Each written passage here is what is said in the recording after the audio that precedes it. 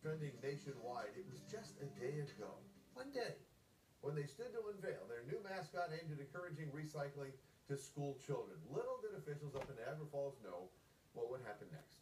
You see, their mascot has gone viral all over the place. 2 Inside's Dave McKinley has a story tonight of the unlikely journey to fame of one Totes McGoats. Well, he's sweeping the nation. He broke the internet this morning. Oliver Hayes is a senior public relations manager at Martin Davidson PR in Buffalo. We know PR when we see it. The fact that a recycling mascot in Niagara Falls is making national news is really something. Huffington Post is bleeding about Totes, apparently having picked up on our story yesterday to declare Totes the new, face of recycling. Not to be outpunned, a Twitter user by the name of Totes McGoats with a slightly different spelling writes simply, "You've got to be kidding me." There's no way they expected this amount of attention. Well, clearly, I'm a PR and marketing genius. Brooke D'Angelo works in the Cataract City Sanitation Department, and it was she and a couple of co-workers who came up with the idea for Totes. We initially were thinking the recyclable, but we really wanted an animal that spoke about Niagara Falls. How does he speak about Niagara Falls? He doesn't say a word, actually. He's mute.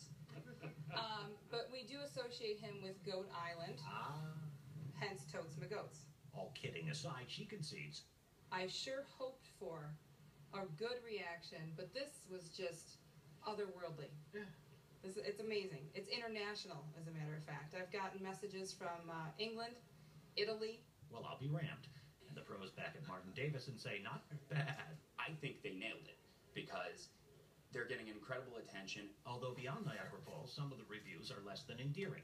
The popular social media news site Mashable writes of Niagara Falls' terrifying new recycling mascot and horrific goat-man hybrid. Time also calls Totes terrifying. Sure, yeah. And you know what? I've seen children cry at the Easter Bunny and Santa Claus as well. But our target market isn't a 3- and 4-year-old. Of course, it's someone who's learning about the environment. So middle school, teenagers, people who maybe aren't so afraid of goats and clowns. It's a silly, hokey mascot, and it's working well. And I think that in our industry, it really kind of, it opens the door to a lot of opportunities like this. Some have already seized on the possibilities, especially if Tyrod is on the mend for any length of time and is willing to give up his number, or suggesting that Totes and the equally popular and campy Shark Girl could combine to give either Hillary or the Donald a run. It might also open doors for Brooke D'Angelo.